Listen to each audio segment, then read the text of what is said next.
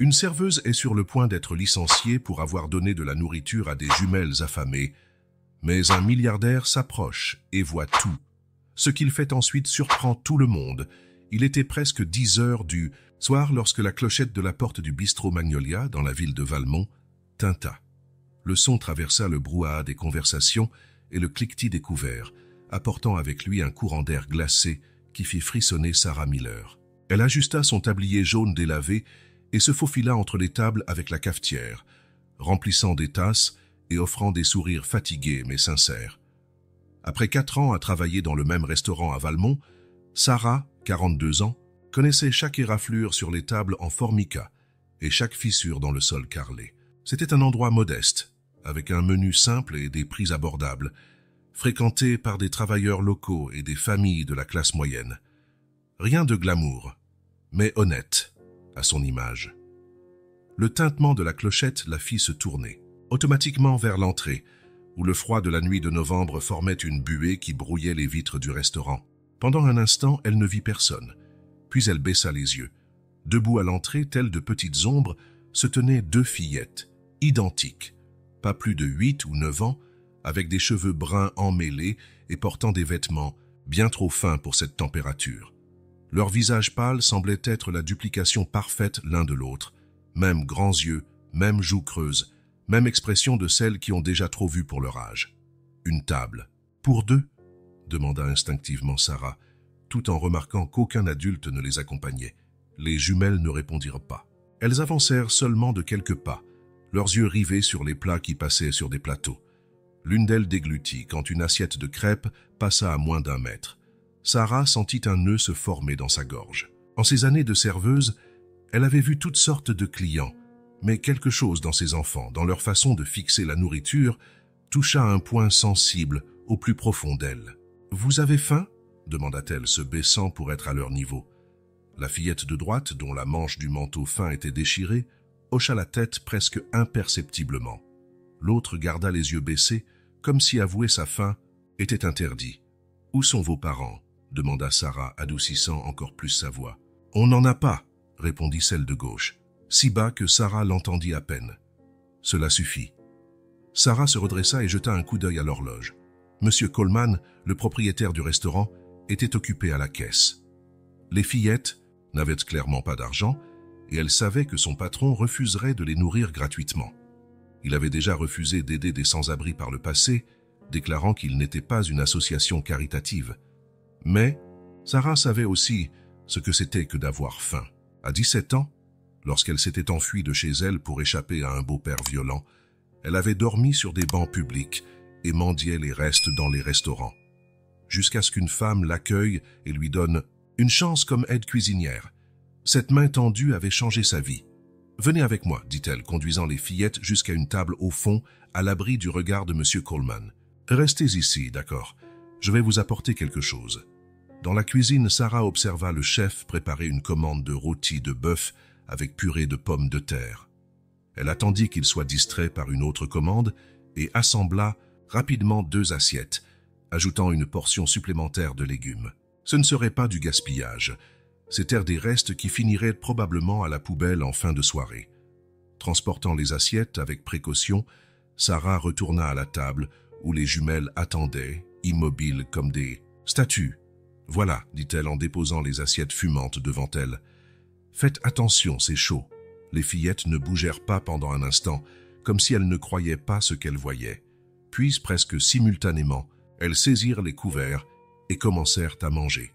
Pas avec la voracité que Sarah aurait imaginée, mais avec une retenue méticuleuse, comme si elles craignaient que la nourriture ne disparaisse si elles mangeaient trop vite. « Comment vous appelez-vous » demanda Sarah, tandis qu'elle mangeait. La fillette avec la manche déchirée avala un morceau de pomme de terre avant de répondre. « Je m'appelle Emma. Elle, c'est Lily. »« Emma et Lily, » répéta Sarah en souriant. « Joli prénom. Moi, c'est Sarah. » Un léger sourire apparut sur les lèvres de Lily pendant qu'elle découpait soigneusement un morceau de viande. C'était le premier signe d'émotion que Sarah voyait chez l'une ou l'autre. « Où dormez-vous » demanda Sarah, gardant la voix basse. Emma haussa les épaules. « On ne sait pas encore pour ce soir. » Le cœur de Sarah se serra. Aucun enfant ne devrait répondre à cette question de cette façon.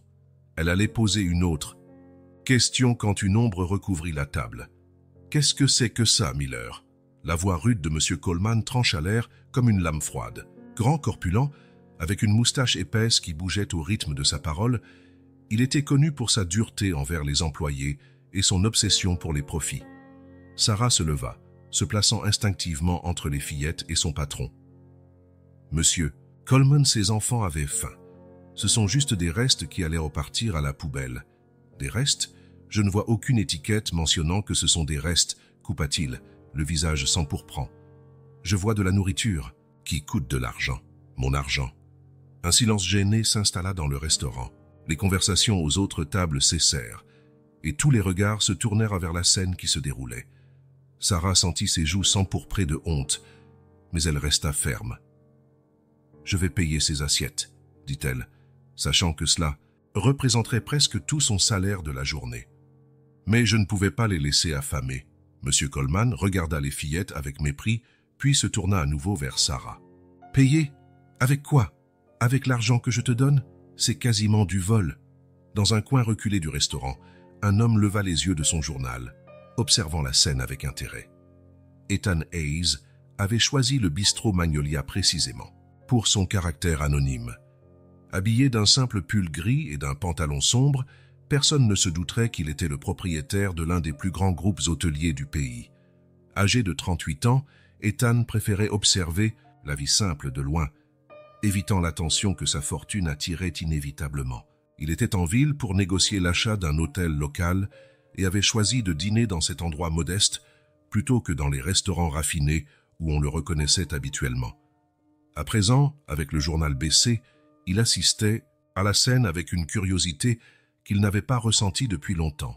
La serveuse d'âge mûr défendant les enfants face à l'homme corpulent, qui était manifestement le patron, une scène presque cinématographique de simplicité morale. « Monsieur Coleman », Sarah tentait de garder son calme. « Ce ne sont que 2 enfants affamés. Qu'auriez-vous fait à ma place ?»« Ce que j'aurais fait, » répliqua-t-il, la voix montant d'un cran. « Je les aurais mises dehors. Ici, c'est un établissement commercial, pas une cantine pour vagabonds. » Les mots cruels flottèrent dans l'air, comme une fumée toxique. Sarah sentit son estomac se nouer de colère, mais conserva une voix maîtrisée pour répondre « Ce sont des enfants, Monsieur Coleman. Des enfants. Et alors? Ce ne sont pas les miennes, ni les tiennes. Si on offre de la nourriture gratuite à chaque affamé qui passe, en une semaine, je mets la clé sous la porte. » De son coin, Ethan continuait d'observer, ses yeux analytiques captant des détails qui échapperaient à d'autres. L'attitude protectrice de la serveuse. Le tremblement presque imperceptible dans les mains des fillettes. L'alliance bon marché au doigt de la serveuse, usée par le temps. La petite épinglette dorée sur la veste du patron, témoignant d'un club local élitiste. Une histoire familière se jouait devant lui. Le pouvoir contre la compassion, les règles contre l'empathie. Dans son univers de feuilles de calcul et de réunions de conseil, ces conflits étaient abstraits, résolus par des analyses de rentabilité. Mais ici, dans ce bistrot simple, il voyait l'impact humain des décisions. « Tu es renvoyé », déclara soudain M. Coleman, pointant un doigt épais vers Sarah. « Rassemble tes affaires et sors. » Tout le restaurant sembla retenir son souffle collectivement. Une femme à une table voisine laissa tomber sa fourchette, qui tinta sur le carrelage. Sarah cligna des yeux plusieurs fois, comme si elle essayait d'assimiler ces mots. « Renvoyé ? Parce que j'ai nourri des enfants affamés ? Pour vol. » Corrigea-t-il avec un sourire vindicatif. « Donner de la nourriture sans permission, c'est du vol, et n'espère pas toucher ton salaire de la semaine. » Les fillettes, Emma et Lily, avaient cessé de manger, leurs yeux agrandis fixés sur la scène, comme si elles étaient déjà habituées à ce que leur présence cause des ennuis aux adultes qui tentaient de les aider. Ethan Hayes replia soigneusement son journal et le posa sur la table. Quelque chose en lui, un sentiment presque oublié, se mit à brûler doucement. C'était de l'indignation, réalisa-t-il, un sentiment depuis longtemps supplanté par la froide rationalité des affaires. « Je ne mérite pas ça, » dit Sarah, la voix tremblante. « J'ai travaillé ici pendant 4 ans. Je ne suis jamais arrivé en retard. Je n'ai jamais manqué un seul service. Tu aurais dû y penser avant de donner de la nourriture gratuite. Maintenant, dégage avant que j'appelle la police. » M. Coleman croisa les bras sur sa large poitrine, tel un juge venant de prononcer une sentence définitive. Sarah regarda les fillettes qui l'observaient avec des expressions coupables. « Ce n'est pas votre faute », murmura-t-elle à leur adresse. Puis, à l'intention des autres clients, « Excusez-moi pour le dérangement ». Avec dignité, elle dénoua son tablier et le plia soigneusement, le posant sur le comptoir. Certains clients détournèrent le regard, honteux de ne pas intervenir. D'autres foudroyaient M. Coleman du regard, désapprobateur. Ethan regarda la serveuse prendre son sac usé sous le comptoir et se diriger vers la porte, la tête haute, malgré ses épaules visiblement tendues. Les jumelles échangèrent un regard identique d'inquiétude et commencèrent à se lever. C'est alors qu'Ethan fit quelque chose qui le surprit lui-même. Il se leva et, d'un pas assuré, s'approcha de la table où se trouvaient les jumelles. « Monsieur Coleman !» appela-t-il d'une voix calme mais pénétrante. Le propriétaire du bistrot se retourna, prêt à déverser sa colère sur un autre, mais il hésita en voyant Ethan. Quelque chose dans son maintien évoquait l'autorité. « Qu'est-ce que vous voulez ?» demanda-t-il, moins agressif qu'avec Sarah, mais encore hostile. « Je souhaiterais payer le repas de ses enfants », déclara Ethan, sortant un billet de 100 € de son portefeuille. « Et aussi le prochain dont elles auront besoin. » M. Coleman regarda le billet, puis Ethan, déconcerté par ce revirement. Sa colère laissa place à l'avidité, tandis qu'il tendait la main pour saisir l'argent. « Eh bien, ça change les choses, je suppose. »« Non, » dit Ethan, maintenant le billet hors de sa portée. « En réalité, ça ne change rien. Ça ne fait qu'illustrer l'hypocrisie de la situation. La nourriture a exactement la même valeur, que ce soit moi qui paie ou la serveuse que vous venez de renvoyer injustement. » Un rougissement monta dans le cou de M. Coleman. « Écoutez-moi bien, je ne sais pas pour qui vous vous prenez, mais ici c'est chez moi. Une maison qui dépend de la communauté pour survivre, » interrompit Ethan, balayant la salle du regard, observé par des clients à l'attention ravivée. « Je me demande combien de ces clients reviendront après avoir vu comment vous traitez vos employés loyaux et des enfants affamés. » Près de la porte, Sarah s'était arrêtée, se retournant pour observer cette confrontation inattendue. Les jumelles restaient assises, leurs yeux passant d'Ethan à M. Coleman comme des spectatrices d'un match de tennis. « C'est une menace ?» demanda le propriétaire, le visage à présent cramoisi. « C'est une observation, » répliqua calmement Ethan. « Les affaires dépendent de la réputation. Et vous venez de porter un sérieux coup à la vôtre. De fait, des murmures de désapprobation parcouraient les tables. Un couple âgé avait déjà demandé l'addition, secouant la tête d'un air navré. M. Coleman balaya la salle du regard, réalisant soudain qu'il était devenu le méchant de l'histoire. Avalant sa salive, il tenta de rattraper la situation. « Bon, j'ai peut-être été un peu dur, » dit-il, cherchant à paraître raisonnable. « Mais un règlement est un règlement. »« Votre règlement, » corrigea Ethan, « pas une loi de la nature. » Il se tourna vers Sarah, qui observait la scène depuis la porte. « Madame, pourriez-vous revenir un instant ?» Sarah hésita, puis s'avança, lentement curieuse de cet inconnu qui prenait sa défense. « Je m'appelle Ethan Hayes, » dit-il, lui tendant la main. « Et je pense que vous méritez non seulement de garder votre travail, mais aussi des excuses. » Sarah serra la main de cet homme, remarquant sa poigne ferme et le contraste entre sa peau, endurcie par des années de travail, et la sienne, manifestement celle de quelqu'un qui ne faisait pas de travail manuel. « Sarah Miller, » répondit-elle. « Mais je n'ai pas besoin de charité, monsieur. Reconnaître la décence n'est pas de la charité, » répliqua Ethan se tournant vers M. Coleman. Alors, acculé par l'opinion publique et la présence intimidante d'Ethan, le patron du bistrot céda partiellement. « D'accord, Miller, tu peux rester. Mais ce repas sera déduit de ton salaire, » grogna-t-il, en désignant les assiettes des fillettes. « Entre son fait, » intervint à nouveau Ethan. « Le repas est à ma charge. » Il posa le billet de 100 € dans la main de M. Coleman. « Gardez la monnaie. » L'homme fixa le billet, puis Ethan esquissa une plainte, mais y renonça et s'éloigna, en marmonnant quelque chose à propos de gens qui se mêlent de tout. Les conversations reprirent progressivement leur cours, bien que de nombreux regards se tournassent encore vers la table, où Ethan s'était maintenant assis en face des jumelles, tandis que Sarah restait debout à côté. « Pourquoi avez-vous fait ça ?» demanda Sarah, réellement confuse. Ethan étudia son visage fatigué mais fier, la question résonnant dans son esprit. Pourquoi, en effet? Pendant des années, il avait observé les injustices depuis le confort de son univers privilégié, sans ressentir le besoin d'intervenir. Qu'y avait-il de différent cette fois? Parce que c'était la chose à faire, répondit-il, éprouvant la profonde simplicité de cette vérité. Et vous, pourquoi avoir risqué votre emploi pour elle? Sarah tourna les yeux vers les enfants, qui avaient repris leur repas en silence, comme si elle craignait qu'on leur retire l'assiette à tout instant. Parce que personne ne mérite de souffrir de la faim, répondit-elle simplement. Surtout pas des enfants. Ethan hocha la tête, ressentant un respect grandissant pour cette femme ordinaire qui avait fait preuve de plus de courage moral en un instant que lui en des années de réussite dans les affaires. « Vous avez un endroit où aller ?» demanda-t-il aux fillettes. Emma et Lily échangèrent un regard, cette communication silencieuse que seuls les jumeaux semblent partager. Ce fut Lily qui répondit cette fois. « Parfois on dort à l'abri de l'église Saint-Matthieu, mais il ferme tôt aujourd'hui. »« Et vos parents ?» insista doucement Ethan. « Maman est morte l'année dernière, » répondit Emma en baissant les yeux vers son assiette.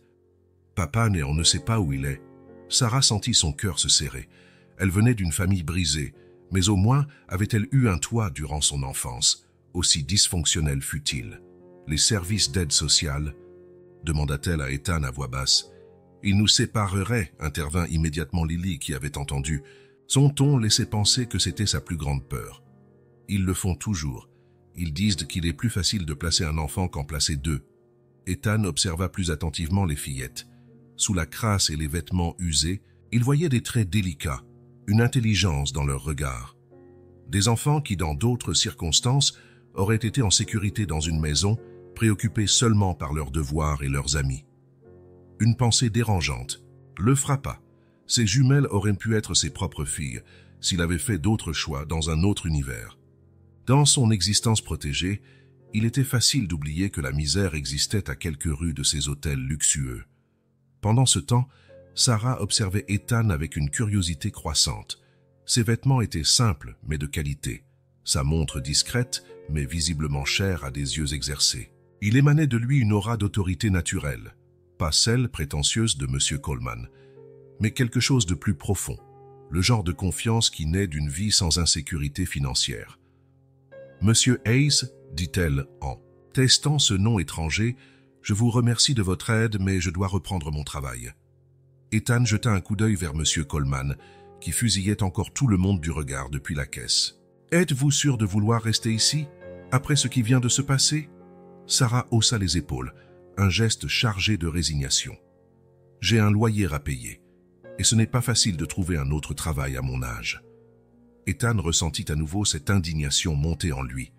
Pour lui, changer de carrière ou de ville était une simple décision logistique. Pour des gens comme Sarah, c'était une question de survie. « Et si je vous offrais un meilleur emploi ?» proposa-t-il impulsivement. Sarah eut un petit rire, bref, et fatigué. « Vous ne me connaissez même pas, monsieur. »« J'en sais assez, » répliqua Ethan. « J'ai vu comment vous avez traité ces enfants. J'ai vu votre intégrité. Cela m'en dit plus sur votre caractère que n'importe quel CV. »« Quel genre d'emploi ?» demanda Sarah, sa méfiance naturelle luttant contre une lueur d'espoir. « Je suis propriétaire du Grand Valmont Hôtel. Nous avons toujours besoin de personnes fiables au restaurant principal. » Les yeux de Sarah s'agrandirent. Le Grand Valmont était l'hôtel le plus luxueux de la ville, fréquenté par des cadres supérieurs et des touristes aisés. Les pourboires d'une seule soirée là-bas équivalèrent sans doute à une semaine au bistrot Magnolia. « C'est sérieux ?» demanda-t-elle, la voix trahissant son incrédulité. « Tout à fait sérieux. » Ethan sortit une carte de visite de sa poche et la lui tendit. « Appelez ce numéro demain et demandez à parler à la responsable RH, Amanda Torres. Je lui dirai de s'attendre à votre appel. » Sarah prit la carte comme si elle était en cristal, lisant et relisant les lettres dorées en relief. « Ethan Hayes, PDG, groupe hôtelier Hayes. Vous êtes juste quelqu'un qui reconnaît la valeur quand il la voit, » répondit Ethan, éludant la question implicite sur sa richesse. Il se tourna vers les fillettes qui avaient fini de manger et suivaient la conversation avec intérêt. « Et vous? Deux? Où passerez-vous la nuit ?» Emma et Lily échangèrent de nouveau ce regard de communication silencieuse. « On a des endroits, » dit vaguement Emma. « Des endroits sûrs ?» insista Ethan, sachant déjà la réponse, avant même que Lily ne détourne le regard. À cet instant, une décision se cristallisa dans son esprit. Une décision qui, rétrospectivement, semblait inévitable depuis le moment où il avait vu les fillettes entrer dans le restaurant. C'était peut-être de la folie, peut-être de l'imprudence, mais il se sentait plus sûr de cela que de nombreux contrats de plusieurs millions signés auparavant. « J'ai une grande maison, dit-il, choisissant ses mots avec soin. Avec des chambres d'amis vides, vous pourriez y passer la nuit, le temps de trouver une solution plus permanente. » Sarah le regarda avec inquiétude. « Monsieur Hayes, avec tout le respect que je vous dois, c'est impulsif, risqué, compléta Ethan, esquissant un léger sourire. Probablement, mais je préfère prendre ce risque plutôt que de savoir qu'elles dorment dehors par une nuit pareille. » Les jumelles observaient l'échange avec des expressions identiques de prudence teintée d'espoir. L'expression de celles qui ont appris à ne pas faire confiance aux promesses, mais qui n'ont pas totalement perdu la capacité de croire. « Comment ? Savoir si on peut vous faire confiance ?» demanda Emma avec franchise, surprenant Sarah et Ethan. « C'est une question intelligente, » répondit Ethan, réellement impressionné. « En réalité, vous ne le savez pas. Pas plus que je ne sais si je peux vous faire confiance. Mais parfois, il faut donner un peu de crédit aux gens. » Il sortit son téléphone et le tendit à Sarah. « N'hésitez pas à vérifier mon identité, à appeler la police, à faire tout ce que vous jugerez nécessaire pour être rassuré. » Sarah prit le téléphone, hésitante. Il y avait quelque chose dans l'attitude d'Ethan, dans la façon dont il avait affronté M. Coleman et dans la sincérité de son regard lorsqu'il parlait aux fillettes, qui calmait ses soupçons initiaux. Pourtant, des années de galère lui avaient appris à être prudente. « Pourquoi faites-vous ça ?» redemanda-t-elle, cherchant dans son visage un signe d'arrière-pensée. Ethan réfléchit un instant, la question résonnant plus profondément qu'elle ne l'imaginait. Pourquoi, en effet? Il avait les moyens d'aider des centaines d'enfants par des dons anonymes. Alors pourquoi s'impliquer personnellement avec ces deux-là? Parce que ce sont des êtres humains, pas des statistiques, finit-il par répondre. Et parce que peut-être que j'en ai autant besoin qu'elle. Quelque chose dans l'honnêteté de cette réponse toucha Sarah. Elle rendit le téléphone sans appeler. « Je vous crois, » dit-elle simplement. Puis, se tournant vers les jumelles. « Qu'en pensez-vous? C'est votre décision. » Emma et Lily échangèrent encore ce regard silencieux, une conversation muette entre deux moitiés d'un même être. « On peut prendre nos affaires ?» demanda finalement Lily. « Vos affaires ?» répéta Ethan. « On a un sac à dos, » expliqua Emma, « caché pas loin avec nos affaires importantes. » Sarah sourit, consciente de l'importance que pouvaient revêtir ces maigres possessions pour des enfants qui n'avaient rien d'autre. « Bien sûr, » répondit Ethan, « on peut y aller tout de suite. » Tandis que les fillettes se levaient avec des gestes prudents comme des animaux sauvages s'approchant d'une nourriture offerte, Sarah posa doucement la main sur le bras d'Ethan. « Je téléphonerai demain, » dit-elle, faisant référence à l'emploi, « et j'aimerais savoir comment elles vont. » Ethan acquiesça, comprenant que le lien tissé ce soir-là ne concernait pas seulement lui et les jumelles, mais aussi cette femme qui avait risqué son emploi pour les nourrir. « Je vous tiendrai au courant, » promit-il, « et j'attends votre appel. » Alors qu'ils franchissaient la porte, les jumelles encadrant Ethan comme de petites ombres, Sarah les suivit du regard, partagée entre l'espoir et l'appréhension. La clochette tinta de nouveau quand ils sortirent dans la nuit glaciale, fermant un chapitre et en ouvrant un autre dans la vie de chacun. De retour à son poste, ignorant les regards curieux des clients et le visage amer de M. Coleman, Sarah rangea soigneusement la carte d'Ethan Hayes dans sa poche. Pour la première fois depuis des années, elle sentait que le lendemain pourrait être différent, non seulement pour les jumelles, mais aussi pour elle. Dehors, alors qu'Ethan et les fillettes disparaissaient dans la nuit, les premiers flocons de neige commencèrent à tomber, recouvrant la ville d'un manteau blanc qui semblait, d'une certaine manière, symbolique, comme si la nature offrait un nouveau départ à ces trois âmes unies par le destin en une nuit froide au bistrot Magnolia. 3 semaines s'étaient écoulées depuis cette nuit au bistrot Magnolia. La neige qui tombait en flocons légers avait laissé place à une couche épaisse recouvrant le jardin de la maison d'Ethan comme une couverture blanche immaculée. Emma était assise sur le rebord de la fenêtre de sa chambre, observant un rouge-gorge posé sur une branche enneigée. Les doigts de la fillette tracèrent des motifs sur la vitre embuée, tandis que Lily, allongée sur le lit à baldaquin, feuilletait un livre illustré sur les constellations. « Tu crois qu'il neigera pour toujours ?» demanda Emma sans détourner les yeux du paysage hivernal. Lily releva les yeux du livre. « Rien ne dure pour toujours, » répondit-elle avec la sagesse pratique qui la dépassait parfois, malgré ses 9 ans.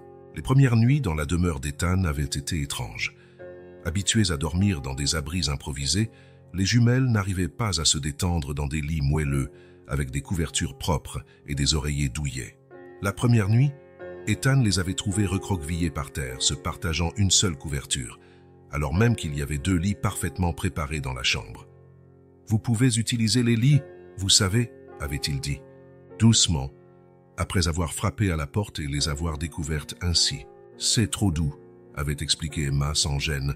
« On a l'impression de s'enfoncer et de disparaître. » Au lieu d'insister, Ethan s'était contenté d'acquiescer. « Je comprends. Dormez là où vous vous sentez à l'aise. C'est votre maison maintenant. » Maison.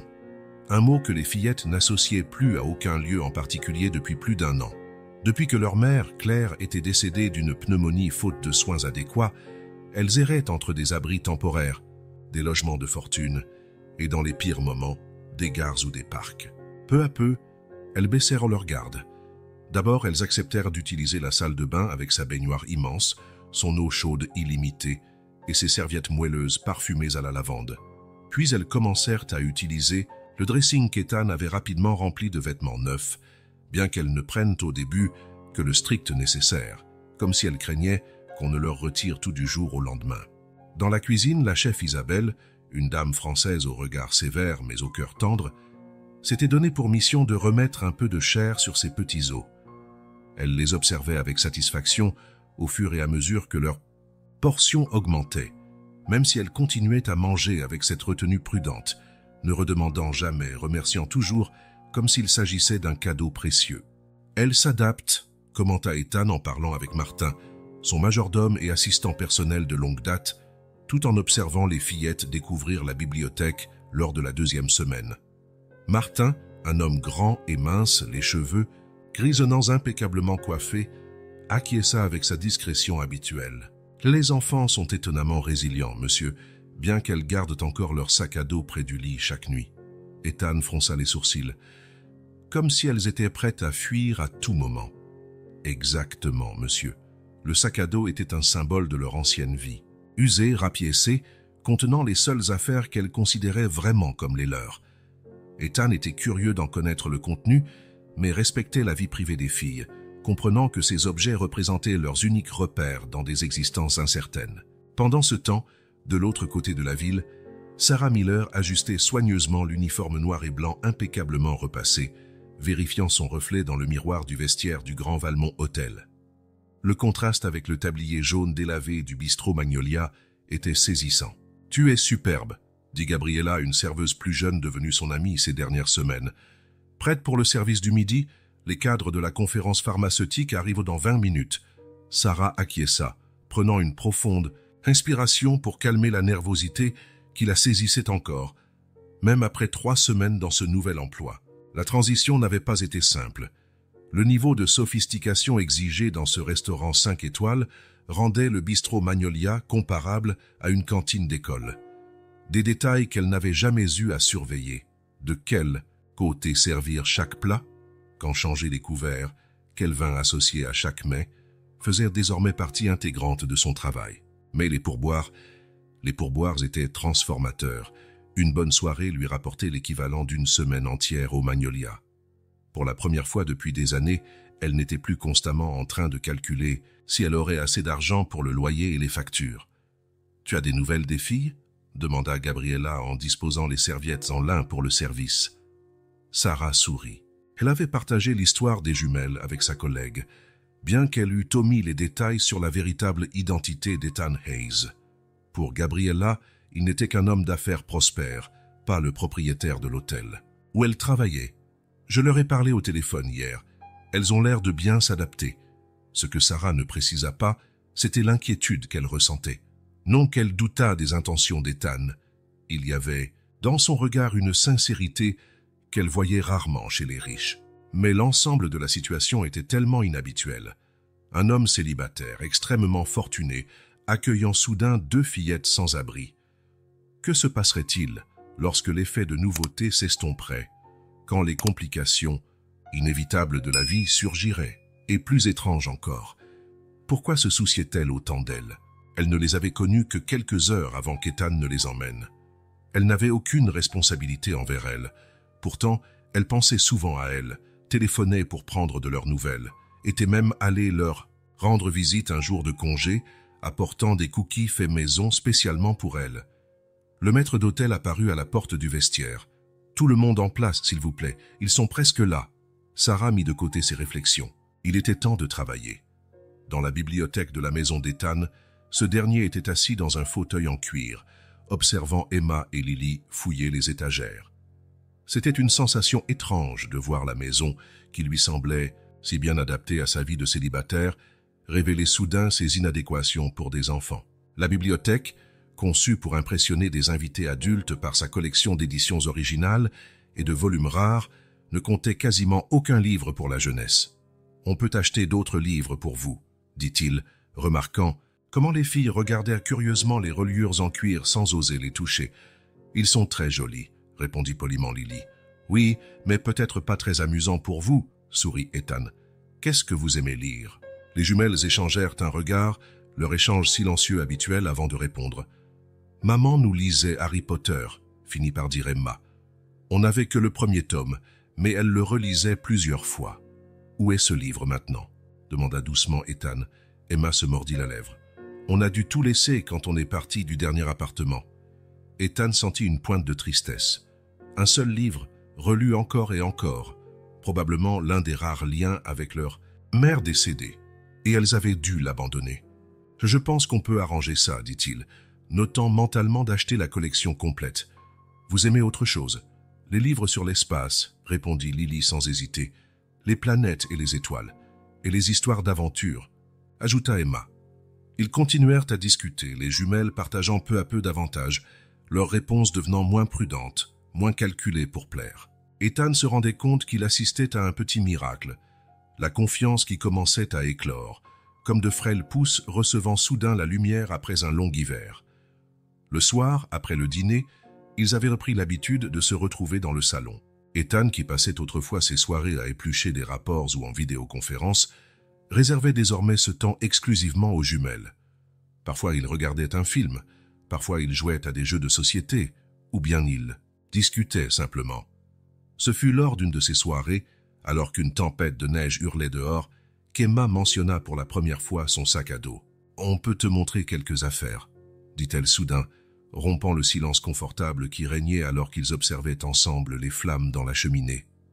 Ethan haussa les sourcils, surpris par l'offre spontanée. « J'adorerais !» Les jumelles échangèrent un regard. Lily hocha la tête. « Je vais le chercher », dit Emma se levant et montant à l'étage. Pendant qu'ils attendaient, Lily expliqua. « Ce sont nos affaires importantes, celles qu'on ne pouvait pas perdre où qu'on aille. » Emma revint, portant l'ancien sac à dos violet rapiécé. S'asseyant sur le tapis devant la cheminée, elle l'ouvrit avec précaution comme on découvre un coffre au trésor. « Voici Monsieur Buttons, » dit-elle, sortant un ours en peluche usé, avec un œil manquant et plusieurs coutures apparentes. « C'était notre premier cadeau. On le partage depuis qu'on est bébé. » Ethan sourit, touché par la simplicité et la valeur sentimentale du jouet. Ensuite, Lily sortit une petite boîte à musique cassée. Elle ne joue plus, mais maman disait qu'elle appartenait à la grand-mère de sa grand-mère. Un à un, les trésors furent dévoilés. Un coquillage récupéré lors du seul jour où elle se souvenait être allée à la plage, une cuillère en argent qui, selon leur mère, provenait d'une famille fortunée chez qui elle avait travaillé, une broche bon marché mais brillante qui était leur dernier cadeau d'anniversaire. Et enfin, du fond du sac, Emma sortit une enveloppe froissée. « Ce sont les seules photos que nous avons de maman », dit-elle, la voix légèrement tremblante. Lily se rapprocha d'Ethan, tandis qu'Emma ouvrait l'enveloppe et en sortait une demi-douzaine de photos abîmées. La première montrait une femme jeune, jolie, avec des cheveux bruns comme ceux des filles, souriant à l'appareil avec un bébé dans chaque bras. « C'est quand on était toute petite », expliqua Lily. La photo suivante les montrait un peu plus grandes, peut-être 4 ans, auprès de la même femme dans un parc. Ethan l'observait avec un réel intérêt, se sentant privilégié d'entrevoir ainsi le passé des jumelles. Et celle-ci, Emma hésita, tendant la dernière photo. On ne sait pas qui est cet homme avec maman. Elle n'en a jamais parlé. Ethan prit la photo, l'examinant distraitement. Elle montrait la même femme, plus jeune, esquissant un sourire timide, auprès d'un homme brun, au large sourire, un bras passé autour de ses épaules. Quelque chose dans le décor lui sembla familier. Une plage qu'il reconnut. Le sourire d'Ethan se figea. Ses mains se mirent à trembler, tandis qu'il rapprochait la photo de ses yeux, incapable de croire ce qu'il voyait. L'homme sur la photo était son frère cadet, David. David, qui avait disparu après une terrible dispute familiale, il y a presque 10 ans. David qui avait rejeté l'empire des Hayes pour trouver sa propre voie. David qui envoyait de rares emails de différentes régions du pays avant de cesser toute communication.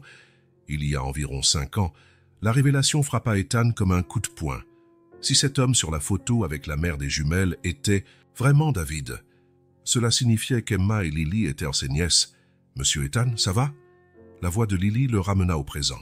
Les deux fillettes le fixaient, inquiètes. « Oui, je... » Ethan essaya de contrôler sa voix. « Où cette photo a-t-elle été prise? Vous le savez ?» Emma haussa les épaules. « Maman disait que c'était avant notre naissance, dans un endroit appelé Cap Ferret. Cap Ferret, la maison de vacances des Hayes, l'endroit où David avait passé son dernier été avec la famille avant la dispute. » Ethan sentit la pièce tourner légèrement. Tout prenait un sens à présent. Le lien inexplicable qu'il avait ressenti avec les jumelles dès le premier instant au bistrot. Quelque chose de familier dans leur sourire, dans la façon dont Lily penchait la tête quand elle réfléchissait, exactement comme David le faisait. Il regarda les fillettes, ses nièces, avec un regard neuf, apercevant désormais les traits de son frère, présents depuis le début. Les mêmes yeux, la même forme de visage, même quelques mimiques. « Vous le connaissez, cet homme ?» demanda Lily, intriguée par sa réaction. Ethan ouvrit la bouche pour répondre, mais aucun son n'en sortit. Comment expliquer? Que dire à deux enfants qui avaient déjà tellement perdu? Que l'étranger qui les avait recueillis était en réalité leur oncle? Que le père qu'elle ne connaissait pas était son frère disparu? « C'est quelqu'un qui me rappelle quelqu'un », finit-il par dire, la voix étrange à ses propres oreilles. Je peux garder cette photo quelque temps. » Les jumelles échangèrent encore un regard, incertaine. « Je promets de vous. »« C'est la rendre », ajouta rapidement Ethan. « C'est la seule que vous avez de lui, n'est-ce pas ?» Emma hocha lentement la tête. « D'accord, mais fais-y attention, s'il te plaît. C'est la seule image qu'on a de lui, qui qu'il soit. Je la protégerai comme si ma vie en dépendait, » jura Ethan, ressentant le poids de ses mots. Il ne s'agissait pas seulement d'une photo, mais d'une histoire, d'un héritage et surtout de l'avenir de deux fillettes qui, sans le savoir, venaient de retrouver la famille qu'elles ignoraient avoir. Tandis que les jumelles rangeaient précieusement leur trésor dans le sac, Ethan garda la photo, l'esprit envahi de questions sans réponse, d'hypothèses et de possibilités. Où était David à présent? Pourquoi n'était-il jamais revenu vers Claire et ses filles? Savait-il seulement qu'il allait être père? Cette nuit-là, après que les jumelles se furent endormies, Ethan s'installa dans son bureau dans l'obscurité, la photo de David et Claire nimbée par la seule lampe de sa table. Il composa le numéro qu'il avait appelé des centaines, 2 fois au fil des ans, toujours sans succès. Le numéro de David, comme prévu, un message automatique, indiqua que le numéro n'était plus en service. Ethan soupira, reposant le téléphone. « Où es-tu, mon frère ?» murmura-t-il en regardant la photo. « Et pourquoi ne nous as-tu jamais parlé d'elle ?» À l'étage, les jumelles dormaient paisiblement, enfin confortables dans leur lit douillet, sans savoir que leur monde était sur le point de changer une nouvelle fois, cette fois-ci avec la révélation que l'homme qui les avait recueillis n'était pas un inconnu finalement. Tandis que la neige continuait de tomber dehors, Ethan fit une promesse silencieuse à son frère absent et aux fillettes endormies. Il découvrirait la vérité, peu importe le temps ou le prix, à payer. Et surtout, il serait la famille qu'elles avaient toujours méritée. La photo restait sur le bureau d'Ethan tel un fantôme matérialisé. 3 jours s'étaient écoulés depuis la nuit où les jumelles avaient montré leur trésor, et il n'arrivait toujours pas à détacher ses yeux de l'image de son frère souriant aux côtés de Claire, la mère des filles, David Hayes, le petit frère, le rebelle de la famille. Ethan fit pivoter sa chaise de bureau, regardant la vue de la ville par la fenêtre panoramique. La neige qui tombait sans discontinuer rendait tout plus silencieux, comme si le monde entier conspirait à le laisser seul avec ses pensées. Des pensées qui revenaient constamment à une même question. Comment l'annoncer aux filles? Le téléphone sonna, interrompant sa contemplation. C'était Martin, son assistant. « Monsieur, l'enquêteur Ramirez est en ligne. » Ethan inspira profondément avant de décrocher. Ace à l'appareil. « Monsieur Ace, j'ai les premières informations que vous aviez demandées, » annonça la voix grave de l'enquêteur. « J'ai confirmé que Claire Bennett, la mère des jumelles, a effectivement rencontré votre frère au Cap Ferret. Elle travaillait comme serveuse dans un restaurant proche de la maison de vacances de votre famille, à l'été 2014. Exactement comme Ethan le soupçonnait. Le dernier été que David avait passé avec la famille avant la dispute qui les avait séparés. Avez-vous retracé les déplacements de David ensuite? En partie, répondit Ramirez. Il a vécu avec Claire pendant près d'1 an à Bordeaux. Ensuite, ils sont partis à Lyon où les jumelles sont nées. J'ai trouvé la trace d'une cérémonie de mariage informelle, bien qu'elle n'ait pas été enregistrée légalement. Ethan sentit un pincement au cœur. David avait tenté de fonder une famille, lui qui n'avait jamais montré le moindre intérêt pour la voie familiale sous la pression de leurs parents. Qu'est-il arrivé par la suite? Pourquoi n'était-il pas avec elle quand Claire est décédée? Un bref silence. Je poursuis encore l'enquête, mais j'ai trouvé un rapport d'accident en 2016. David a eu un grave accident de voiture, a été hospitalisé, mais il a quitté l'hôpital avant la fin de ses soins. Après ça, la piste se complique. Il pourrait être... Ethan ne parvint pas à finir sa phrase. « Je n'ai trouvé aucun certificat de décès si c'est ce que vous craignez, » répondit Ramirez, comprenant l'inquiétude sous-jacente. Mais il pouvait utiliser un autre nom à ce stade. Je continue à fouiller. Je vous enverrai un rapport détaillé cet après-midi. Après avoir raccroché, Ethan resta immobile, absorbant les informations. Les pièces du puzzle commençaient à s'assembler, formant un tableau douloureux. David avait rencontré Claire. Ils s'étaient installés ensemble. Les jumelles étaient nées. Puis, un accident. David avait disparu. Claire avait élevé les filles seules jusqu'à sa mort. Qu'était-il? Arrivé à son frère? L'accident avait-il causé une amnésie? Était-il vivant quelque part, sans se souvenir de sa famille? Ou bien les avait-il tout simplement abandonnés, reproduisant le schéma de fuite qui avait toujours été sa réponse face aux difficultés? Un léger coup à la porte interrompit ses réflexions. Ethan rangea précipitamment la photo dans un tiroir. Entrée. La porte s'ouvrit sur Emma et Lily, déjà prêtes pour l'école. C'était l'une des premières décisions prises par Ethan. Les inscrire dans une bonne école privée, malgré leur réticence initiale de peur de ne pas s'intégrer. « On est prête ?» annonça Emma en ajustant son sac à dos tout neuf. Sur ses épaules. Étrangement, elles emportaient toujours leur vieux sac violet à l'école, même après avoir reçu des cartables neufs, comme si elles voulaient garder ce dernier lien avec leur vie d'avant. « On n'a pas fini les exercices. »« De maths » avoua Lily, les joues légèrement rouges. « On a essayé, mais les problèmes de fraction sont difficiles. » Ethan sourit, se levant. « On peut les faire ensemble en chemin. Je suis sûr que vous allez vite comprendre. » Dans la voiture, tandis qu'il expliquait l'équivalence des fractions, Ethan observait les filles dans le rétroviseur. Leurs yeux, leurs gestes, même la manière de froncer les sourcils quand elles étaient concentrées, tout lui rappelait peu à peu David. Comment ne l'avait-il pas remarqué avant? La réponse était simple. Il n'avait jamais pensé à chercher ces signes, ne soupçonnant pas une telle possibilité. La culpabilité le dévorait. Depuis le départ de David, Ethan s'était plongé dans les affaires familiales, se persuadant que son frère cadet reviendrait à la raison un jour. Jamais il n'avait vraiment entrepris de le rechercher, jamais il n'avait envisagé que David puisse avoir besoin d'aide. Et voilà qu'il découvrait que son frère avait eu des filles, ses nièces, qui avaient vécu des mois dans la rue après la mort de leur mère. C'était insoutenable. « Vous allez bien ?» demanda la voix de Lily, ramenant Ethan à la réalité. « Vous faites une drôle de tête. » Ethan força un sourire. « Oui, oui, je pensais à des trucs de travail, des trucs ennuyeux d'adultes, » commenta. Emma avec un petit sourire. « Exactement, » confirma Ethan, reconnaissant pour cette légèreté. « Très ennuyeux. » Après avoir déposé les filles à l'école, Ethan conduisit sans but précis dans la ville, l'esprit en ébullition. À chaque coin de rue, il voyait des souvenirs de David. Le parc où il jouait au ballon étant enfant. Le cinéma où ils avaient vu leur premier film Star Wars ensemble. Le glacier où David, à 16 ans, avait eu son premier boulot, au grand désespoir de leurs parents, qui estimaient qu'un Ace n'avait pas à servir des glaces. Sans s'en rendre compte, Ethan se gara devant le Grand Valmont Hotel. Il n'avait pas prévu de s'y rendre. Mais soudain, il avait besoin de parler à quelqu'un qui comprenne la situation. Il avait besoin de parler à Sarah. Au restaurant de l'hôtel, Sarah rangeait les réserves pour le service du midi lorsque Amanda Torres, la responsable RH, apparut avec un air surpris. « Miller, Monsieur Hayes est là et demande à vous voir. Sarah » se figea, une pile de serviettes dans les mains. « Moi? Il est arrivé quelque chose aux filles ?» Il n'a rien dit. Il vous attend dans le salon privé du hall. Le cœur battant, Sarah lissa son uniforme et se dirigea vers le hall élégant, réservé aux réunions discrètes. Ethan se tenait près de la fenêtre, observant la neige. « Monsieur Hayes, tout va bien pour les filles ?» Ethan se retourna, soulagé de la voir.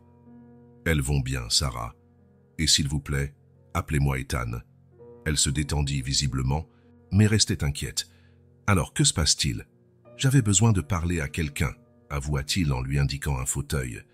Et vous êtes la seule personne qui sache toute l'histoire. » Sarah hésita. « Je n'ai que 20 minutes. »« Avant le service du midi. Je ferai court, promit-il, s'asseyant en face d'elle. Puis, après un instant d'hésitation, il lui expliqua tout. La confirmation concernant David, l'enquête préliminaire, la culpabilité qu'il ressentait de n'avoir jamais cherché à prendre des nouvelles de son frère. Sarah l'écouta attentivement, son visage exprimant la surprise au fur et à mesure qu'il dévoilait les détails. « Donc vous avez vraiment confirmé qu'elles sont vos nièces ?» dit-elle enfin. « C'est incroyable. »« Le destin a un drôle de sens de l'humour, » répondit Ethan avec un sourire triste. « Parmi tous les enfants dans toutes les villes de ce pays, ce sont les filles de mon frère disparu qui ont poussé la porte du bistrot cette nuit-là. Et maintenant, que comptez-vous faire ?» Ethan poussa un soupir, passant la main dans ses cheveux, geste révélateur de son anxiété. « Je ne sais pas vraiment. Une partie de moi veut leur dire sur le champ. L'autre craint que ce soit trop tôt. Elles commencent à peine à se sentir en sécurité. Et si cette révélation les bouleverse ?» Sarah se pencha, les mains jointes, sur ses genoux. « Qu'est-ce que votre instinct vous dit ?»« Mon instinct est en conflit, avoua-t-il. En affaires, j'ai appris à analyser les risques, à peser toutes les variables avant de décider. Mais là, ce n'est pas un contrat. Ce sont deux petites filles qui ont déjà trop souffert. Vous tenez à elles, observa Sarah. C'est déjà très important.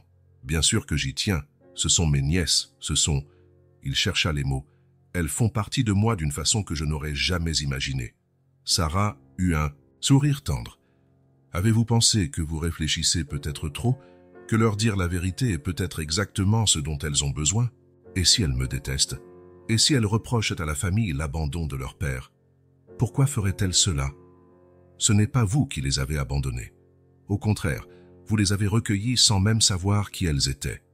Ethan réfléchit aux paroles de Sarah, trouvant un réconfort inattendu dans sa logique simple. « Vous voulez savoir ce que je pense ?» poursuivit-elle, voyant qu'il hésitait. « Je pense que la vérité, même si elle est dure, vaut mieux que l'incertitude. Ces filles ont passé leur vie à se poser des questions sans réponse. Vous avez la possibilité de leur en donner au moins quelques-unes. » « Vous avez raison, » admit Ethan. « Elles méritent de savoir. Je dois juste trouver le bon moment. » Sarah jeta un œil à l'horloge. « Je dois y aller. Mais appelez-moi si vous voulez reparler. Et Ethan, faites confiance à votre instinct. Jusqu'ici, il vous a bien guidé. » Après le départ de Sarah, Ethan resta encore un moment dans le salon, laissant ses paroles résonner dans son esprit. Elle avait raison. Il réfléchissait trop. Les jumelles méritèrent de connaître la vérité, et lui devait trouver le courage de la leur dire. L'après-midi passa lentement. De retour dans son bureau à la maison, Ethan parcourut de vieux albums de famille. Il trouva des photos de David adolescent, de sa remise de diplôme, de vacances d'été, des moments figés d'une vie qui semblait maintenant appartenir à un autre. Il avait toujours su que la dispute avec les parents avait été le catalyseur du départ de David, mais n'avait jamais pleinement saisi ses raisons. David ne s'était jamais adapté aux attentes de la famille Hayes, refusant de rejoindre l'entreprise, préférant l'art et la musique. Leur père qualifiait cela de phase, leur mère de rébellion. Ethan, absorbé par ses propres obligations, n'avait jamais vraiment soutenu son frère. Le dernier soir qu'ils avaient passé ensemble, avant que David ne parte, lui revint en mémoire avec une clarté douloureuse. Ils étaient sur la terrasse de la maison familiale au Cap Ferret, le même endroit que sur la photo avec Claire. Tu ne comprends pas, Ethan, avait dit David, les mains agrippées à la rambarde de bois en regardant l'océan. Je ne veux pas passer ma vie à vivre le rêve de quelqu'un d'autre. C'est l'héritage de la famille, avait répliqué Ethan, avec l'arrogance de celui qui n'a jamais remis en question sa place dans le monde. Nous avons bâti quelque chose qui durera des générations.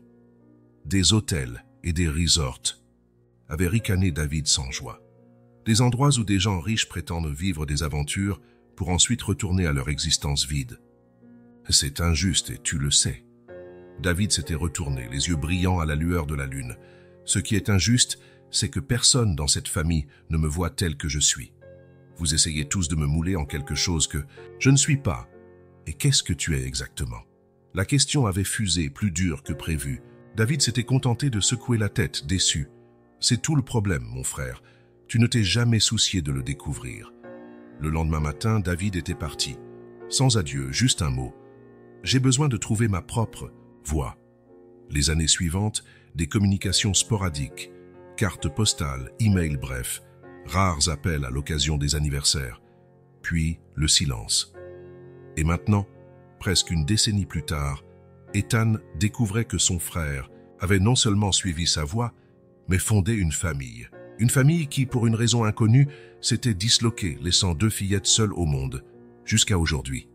Le téléphone de son bureau sonna, interrompant le cours de ses pensées. « Monsieur, » dit la voix de Martin, « les filles demandent si elles peuvent aller chez une camarade de classe samedi. C'est la première fois qu'elles reçoivent une invitation. » Ethan sourit, ressentant une chaleur réconfortante au fond de lui. Les jumelles s'adaptaient, elles se faisaient des amies. Bien sûr qu'elles peuvent y aller. Voyez les détails avec elles et organisez tout. Après avoir raccroché, Ethan reporta son regard vers la fenêtre, remarquant que la neige s'était calmée, laissant percer quelques rayons de soleil. Une métaphore adéquate, pensa-t-il. Après la tempête revient le calme. Des rires d'enfants lui parvinrent. S'approchant de la fenêtre, il aperçut Emma et Lily dans le jardin, essayant de faire un bonhomme de neige. Vêtues de manteaux et de bottes neuves, de gants colorés et de bonnets assortis, elles semblaient enfin être de simples enfants, jouant sans souci. Il les observa quelques minutes, une décision se formant en lui. Il leur dirait la vérité. Pas aujourd'hui, pas alors qu'elles riaient librement en faisant un bonhomme de neige, mais bientôt, très bientôt. Prenant son téléphone, il composa le numéro qu'il connaissait désormais par cœur. Grand. Valmont Hotel, restaurant principal, Sarah à l'appareil. Sarah, c'est Ethan. Désolé de te déranger à ton travail. Pas de souci, répondit-elle, l'inquiétude perçant dans sa voix. Il est arrivé quelque chose. Ah non, rien de grave. Je voulais juste te remercier pour tes conseils. Tu avais raison. Alors tu vas leur dire? Oui, confirma-t-il. Pas aujourd'hui. Je veux leur laisser encore un jour ou 2 de tranquillité. Mais bientôt, très bientôt. Je crois que tu fais le bon choix, répondit Sarah d'une voix adoucie. Elles sont fortes, Ethan, plus fortes que tu ne l'imagines. Je le sais, sourit-il, en voyant les filles qui, dehors, riaient aux éclats en se lançant des boules de neige. Plus fortes que quiconque l'imagine. Puis-je te poser une question? Bien sûr. Que va-t-il se passer après? Quand elles sauront que tu es leur oncle, qu'elles font partie de ta famille, pas seulement par choix, mais aussi par le sang. Ethan ne marqua aucune hésitation. Rien ne changera. Elles sont à moi, je suis responsable d'elles.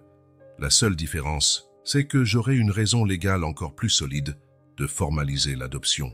Adoption, répéta Sarah, surprise. Oui, j'y pensais déjà avant de découvrir qu'elles étaient mes nièces.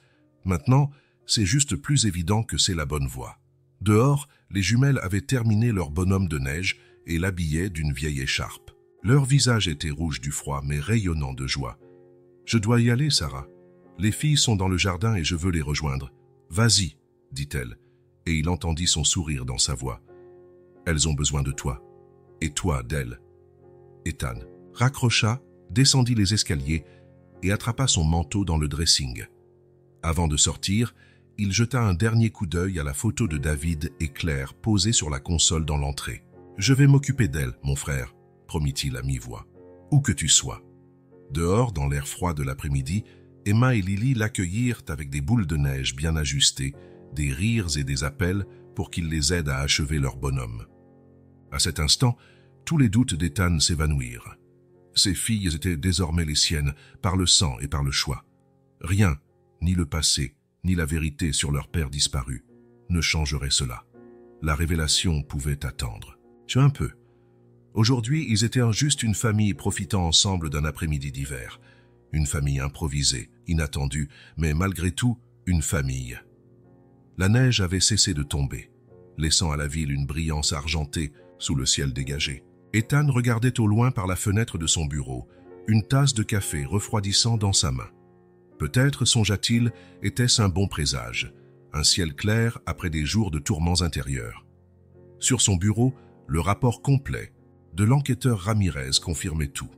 L'acte de naissance des jumelles indiquant David Hayes comme père, les dossiers médicaux de l'accident de voiture de 2016, les dernières adresses connues du couple avant la disparition de David, et enfin, le certificat de décès de Claire Bennett, emporté par des complications liées à une pneumonie. 1 an plus tôt, des documents froids dévoilant un drame profondément humain, l'histoire de son frère et de 2 fillettes qui, par un curieux hasard, avaient retrouvé le chemin de leur famille. Ethan referma la chemise en soupirant. Sa décision était prise. Aujourd'hui, il leur dirait la vérité. La journée se déroula selon la routine habituelle. Petit déjeuner avec Emma et Lily, qui parlaient désormais de l'école et de leurs nouvelles amies, avec une aisance inouïe, comparée à quelques semaines plus tôt. Puis le chauffeur les emmena, tandis qu'Ethan enchaînait les vidéoconférences dans son bureau. À l'heure du déjeuner, il appela Sarah. « Je vais leur dire aujourd'hui », annonça-t-il dès qu'elle décrocha. « Tu en es sûr ?» demanda Sarah, même si son ton montrait qu'elle connaissait déjà la réponse. « Absolument. J'ai reçu le rapport final de l'enquêteur. Il n'y a plus de doute. Et elles ont le droit de savoir. »« Tu veux que je sois là ?» proposa Sarah. « Je peux essayer de m'arranger pour mon service. » Ethan réfléchit un instant. La présence de Sarah apporterait du réconfort pour lui comme pour les filles. Mais quelque chose lui disait que ce moment devait être le leur à tous les trois, en famille. « Merci, mais je pense que je dois faire ça seule, comme une famille. » Sarah garda le silence un moment. « Je comprends. Tu vas t'en sortir, Ethan. Fais-toi confiance. Je peux t'appeler après, pour te dire comment ça s'est passé. »« Bien sûr, » répondit-elle aussitôt. « Je serai là. » Dans l'après-midi, Ethan demanda à la chef Isabelle de préparer un dîner spécial, le plat préféré des filles, des spaghettis aux boulettes de viande et une glace au chocolat en dessert. Il voulait que la soirée soit joyeuse, pas tendue. Le chauffeur alla chercher les jumelles à l'école à 16 h, comme d'habitude. Ethan, qui aurait normalement été en réunion, avait annulé tous ses rendez-vous. Il souhaitait passer l'après-midi avec elles, instaurer une atmosphère de normalité et de confort avant la grande discussion. Lorsqu'elles arrivèrent, il leur proposa une partie de jeux de société dans le salon, près de la cheminée. « Tu ne travailles pas aujourd'hui ?» demanda Emma méfiante devant tant d'attention un jour de semaine. « Le travail peut attendre », répondit-il avec un sourire. « Vous êtes plus importante. » Les mots sortirent naturellement, sans qu'il les ait prémédités. Et Ethan se rendit compte avec une clarté soudaine que c'était la pure vérité. En quelques semaines, ses enfants étaient devenus le centre de son monde. Ils jouèrent au Monopoly, rirent lorsque Lily réussit à acheter toutes les propriétés de luxe et dégustèrent les cookies tout juste sortis du four qu'Isabelle avait préparé pour le goûter. Les heures s'écoulèrent dans une bulle de complicité sans souci qu'Ethan aurait voulu éternelle. À 19 h précises, Isabelle annonça que le dîner était servi. La chef s'était surpassée, décorant la table de petites lumières et de fleurs, comme si elle savait que la soirée avait une importance particulière. « Oh, on dirait un restaurant chic », commenta Emma, les yeux brillants en voyant la décoration. « Comme celui de Sarah », ajouta Lily en se servant des spaghettis. Ethan sourit en remarquant à quel point la serveuse était devenue une référence pour elle. Sarah, avec sa gentillesse naturelle et sa sincérité, avait gagné leur confiance, comme peu de gens pouvaient le faire. Pendant le dîner, la conversation resta légère. Les jumelles parlèrent du projet de science qu'elles préparaient, sur le cycle de l'eau, et Ethan raconta des anecdotes amusantes de sa propre scolarité. « Tu étais sage à l'école ?» demanda Lily, les yeux curieux, alors qu'elle savourait une boulette de viande. « Le plus souvent, » répondit Ethan. « Mais mon frère, c'était le rebelle de la famille. Ce fut la première fois qu'il mentionnait David si clairement, et il sentit un pincement au cœur. Les filles semblèrent percevoir quelque chose dans son expression.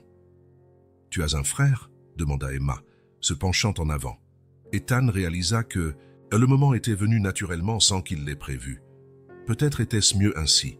J'en avais un ou j'en ai un, c'est compliqué, dit-il en posant sa fourchette. En vérité, j'ai quelque chose d'important à vous dire. Les jumelles échangèrent un regard, leur langage silencieux dans les moments clés. Lily posa aussi sa fourchette, comme si elle pressentait que la conversation exigeait toute son attention. « C'est quelque chose de grave ?» demanda Emma, avec une prudence revenue dans son regard. « Non, ce n'est pas grave, » se hâta-t-il de clarifier. « C'est juste, inattendu, et très important. » Il prit une profonde inspiration, organisant ses pensées. Comment expliquer une chose si complexe à des enfants de 9 ans? Il décida d'être direct. « Vous vous souvenez de cette photo que vous m'avez montrée? De l'homme avec votre maman ?» Les jumelles acquiescèrent en silence. « Cet homme, reprit Ethan d'une voix plus douce, c'est mon frère, David. » Un profond silence tomba sur la table. Les fillettes le dévisageaient, les yeux écarquillés, assimilant l'information. « Ton frère ?» murmura Emma. « Oui, mon frère cadet, » confirma Ethan, gardant un ton calme malgré son cœur battant à tout rompre. « Ce qui veut dire que je suis votre oncle. » Lily laissa échapper un petit soupir, posant sa main sur celle d'Emma. « Oncle ?» répéta-t-elle, comme pour tester le mot. « Oui, vous êtes mes nièces, » poursuivit Ethan. « Ma famille. Vous faites partie de moi. » Emma fronçait les sourcils, manifestement en train de recouper cette révélation avec tout ce qu'elle savait. « Comment tu en es sûr? Tu l'as vérifié? » « Oui, » répondit Ethan, admirant l'esprit critique de la fillette. « J'ai engagé un enquêteur. On a retrouvé des documents, vos actes de naissance, d'autres preuves. Il n'y a aucun doute. »« Pourquoi on ne s'est jamais rencontrés avant ?» demanda Lily, la voix tremblante. « Où étais-tu quand maman est tombée malade? Quand t'as dû quitter notre maison ?» La question frappa Ethan en plein cœur. C'était la même qu'il s'était posée à lui-même tant de fois ces derniers jours. « Je ne savais pas, » expliqua-t-il honnêtement. « Je ne savais pas que vous existiez. David, votre père, nous avions coupé les ponts depuis des années. Il ne m'a jamais parlé de vous. »« Pourquoi ?» demanda Emma avec une pointe de ressentiment. « Vous vous êtes disputés ?» Ethan choisit soigneusement ses mots. Les filles méritaient la vérité, mais il ne voulait pas médire de son frère, leur père, alors qu'il n'était pas là pour se défendre. « Nous avions nos désaccords, » dit-il avec douceur. « Votre père voulait mener sa propre vie, loin de la pression familiale. Il a toujours été plus indépendant, plus aventurier que moi. »« Comment il était ?» demanda Lily, ses yeux s'illuminant soudain. « À part la photo ?»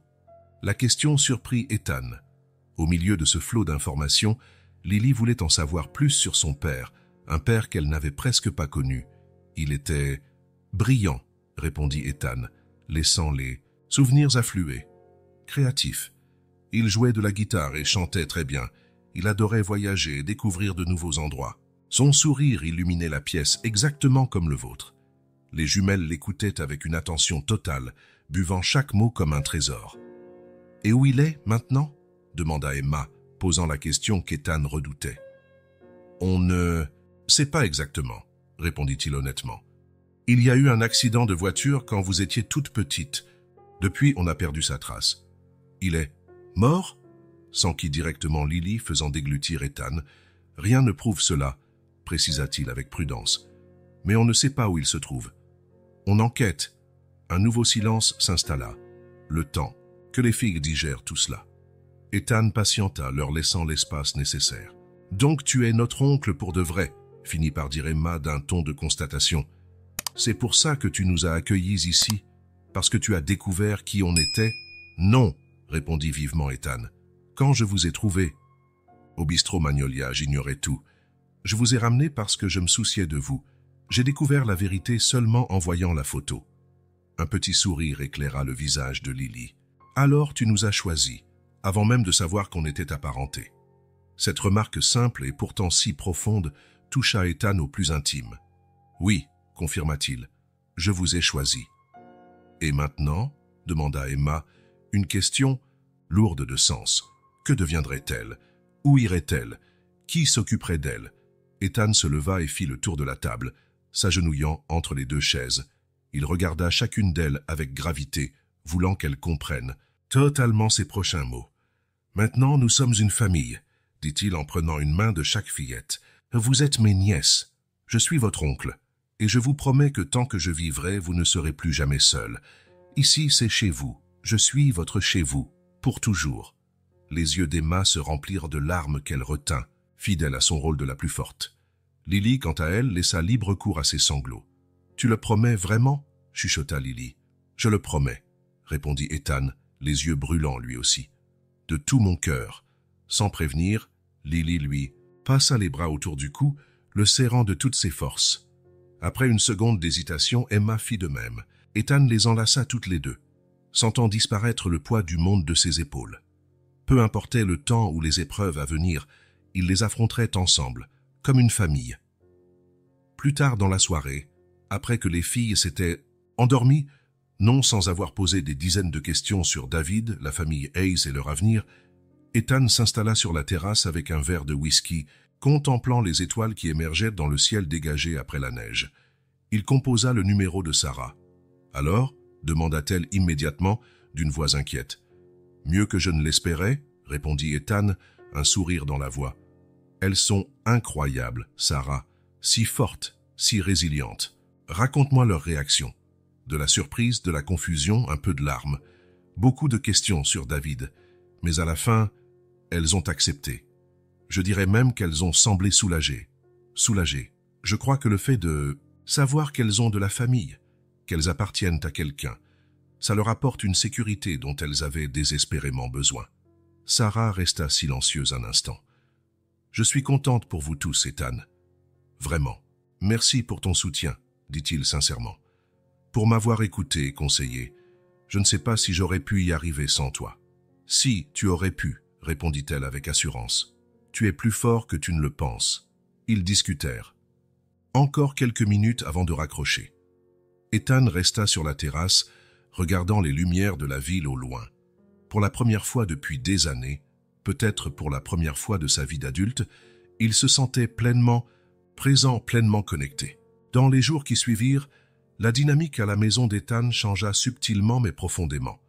Les jumelles, désormais conscientes qu'il était réellement leur oncle, semblaient plus libres d'exprimer leurs opinions, de poser des questions, voire de contester parfois. La façade de petite fille parfaite et reconnaissante, qu'elle maintenait par peur d'être renvoyée, se fissura peu à peu, révélant leur vraie personnalité. Emma découvrit Ethan, était opiniâtre à la manière de David. Elle argumentait, posait 1000 questions, cherchait toujours à comprendre le pourquoi des choses. Lily, plus introspective, révéla un talent surprenant pour le dessin et une mémoire photographique la rendant excellente en histoire et en géographie. Un après-midi, alors qu'il rentrait plus tôt que d'habitude, Ethan trouva Martin, son majordome toujours si formel, assis par terre dans le salon, aidant les filles à terminer un puzzle géant. « Monsieur » dit Martin en se levant précipitamment et en réajustant sa veste, les joues légèrement rouges. « Nous ne vous attendions pas de sitôt. »« Manifestement, » répondit Ethan en souriant. « Ne vous inquiétez pas, continuez. Vous aviez l'air de bien vous amuser. »« Tonton Martin nous montre des photos de l'Angleterre quand on aura fini, » s'exclama Lily avec entrain, utilisant pour la première fois le mot « tonton », au grand étonnement et à la joie discrète du majordome. La scie, maison auparavant impeccable mais froide, portait maintenant la marque de la présence des enfants. Des dessins de Lily ornèrent le réfrigérateur, maintenus par des aimants colorés. Des livres d'aventures qu'Emma dévorait traînaient dans le salon. Le matin, on n'entendait plus le silence, mais les rires et les discussions animées autour du petit déjeuner. Ethan, de son côté, se découvrit en pleine transformation. Les réunions qui, autrefois, s'étiraient tard le soir, se terminaient désormais à 17h précises, pour qu'il puisse dîner avec les filles. Les week-ends, autrefois consacrés au golf avec des partenaires d'affaires ou à des déplacements professionnels, incluaient maintenant des sorties au parc, des visites aux zoos, des séances cinéma à la maison avec popcorn. « Tu as l'air différent », lui fit remarquer Robert Chen, son directeur financier et ami de longue date, après une réunion du conseil.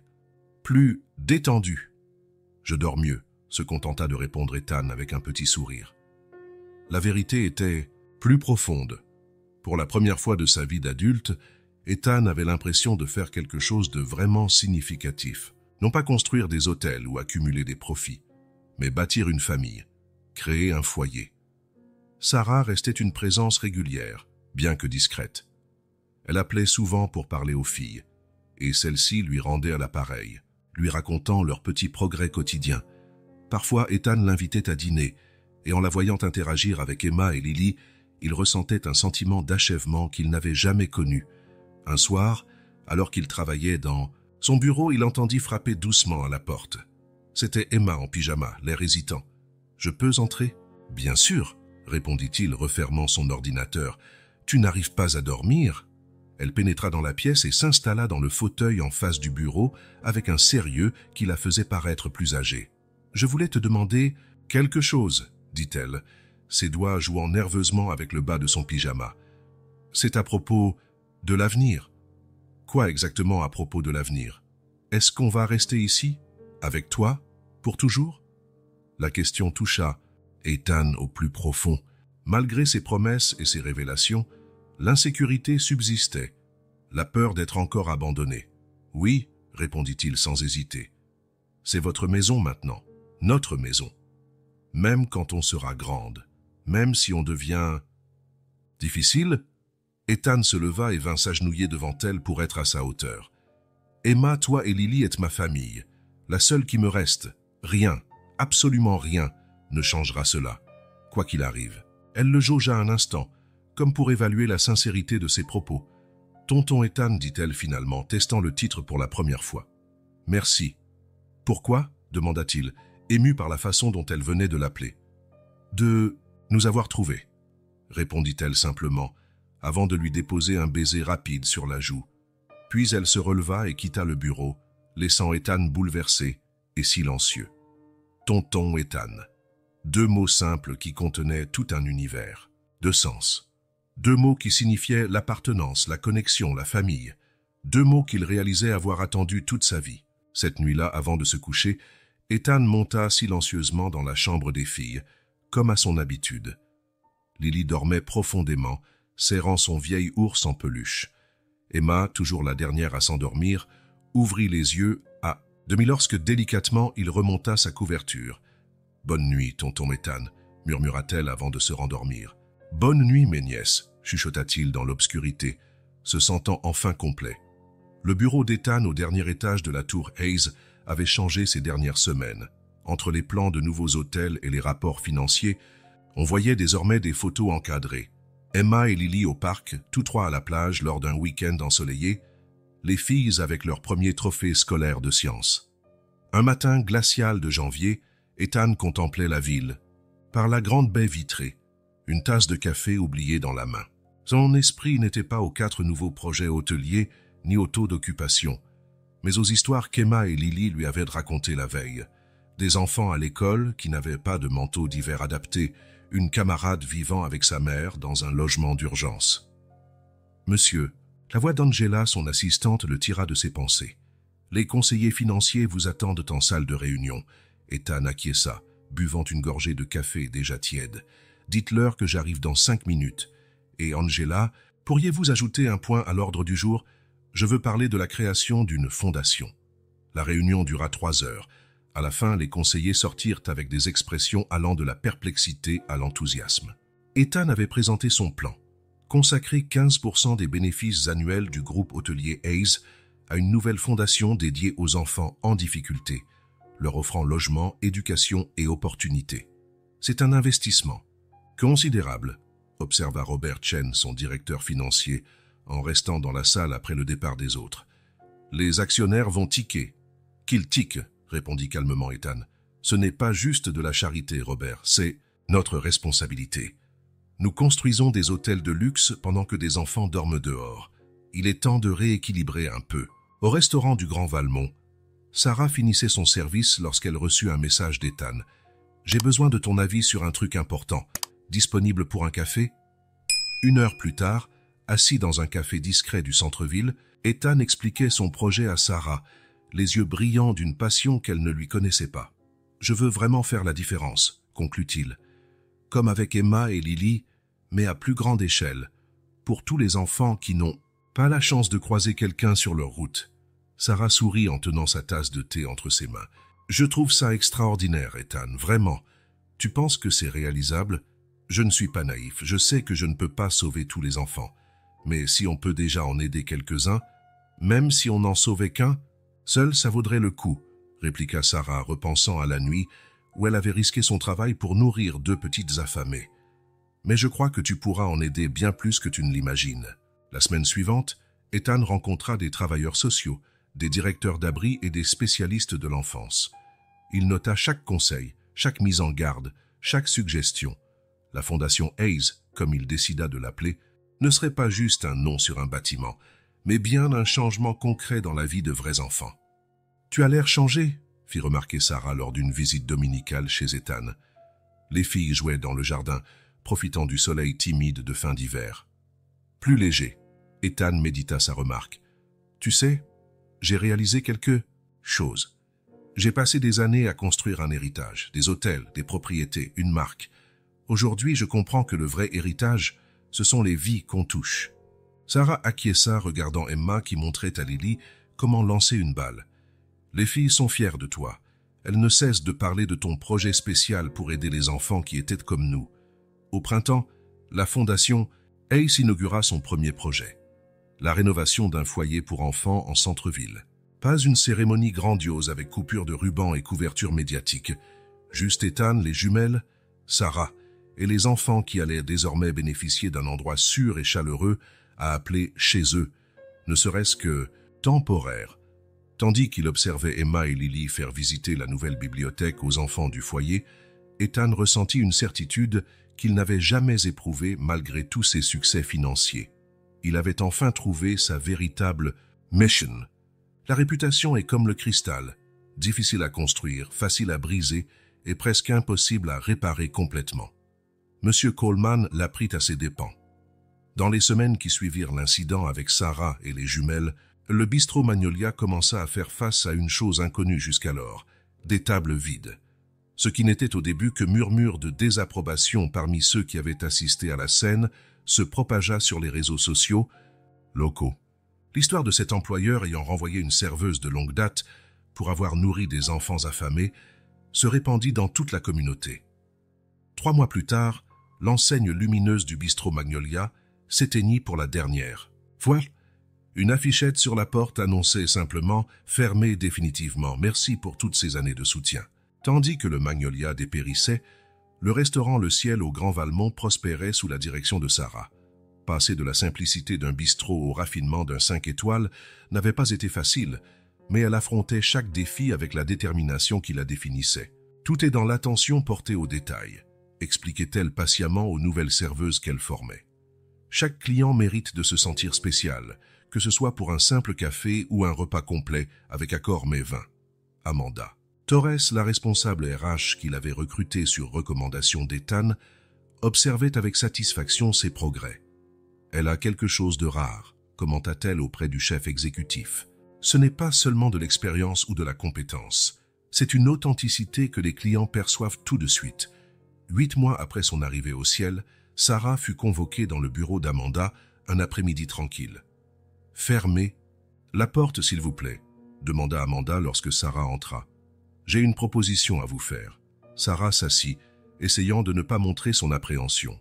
Dans son expérience, une convocation dans un bureau fermé n'annonçait pas toujours de bonnes nouvelles. « Gérard part à la retraite », annonça Amanda en faisant référence à l'actuel gérant du restaurant. « Et votre nom est apparu en premier, en fait le seul, comme remplaçante évidente. » Sarah cligna des yeux, assimilant l'information. « Vous m'offrez le poste de gérante du Ciel ?» Amanda sourit. « Oui, le salaire est presque le double de ce que vous touchez actuellement, avec des avantages supplémentaires. C'est une grande responsabilité, mais honnêtement, vous faites déjà la moitié du travail sans en avoir le titre. » Ce soir-là, Sarah appela Ethan pour partager la nouvelle. « C'est fantastique !» s'exclama-t-il. « Parfaitement mérité. »« Merci », répondit Sarah, encore sous le choc de sa promotion. « C'est irréel. Il y a moins d'1 an, je servais des cafés au Magnolia en me demandant si je pourrais payer mon loyer. »« La vie réserve parfois de belles surprises, » dit Ethan, et elle entendit son sourire au bout du fil. « Les filles vont adorer l'apprendre. Elles disent toujours que tu fais le meilleur chocolat chaud du monde. » 2 mois passèrent. Sarah s'adapta rapidement à ses nouvelles fonctions de gérante du ciel. Son style de management, ferme mais juste, exigeant mais bienveillant, gagna le respect de l'équipe. Les réservations augmentèrent. Les avis en ligne s'améliorèrent encore, et le restaurant fut nommé pour un prix régional d'excellence. Un après-midi d'automne, alors que Sarah vérifiait la liste de réservations pour le service du soir, Gabriella, désormais première maîtresse d'hôtel, s'approcha avec un air intrigué. « Il y a un homme dans le hall qui demande à te voir, » dit-elle à voix basse. « Il a l'air nerveux. Il dit que c'est personnel. » Sarah fronça les sourcils. Il a donné son nom, Coleman, Frank Coleman.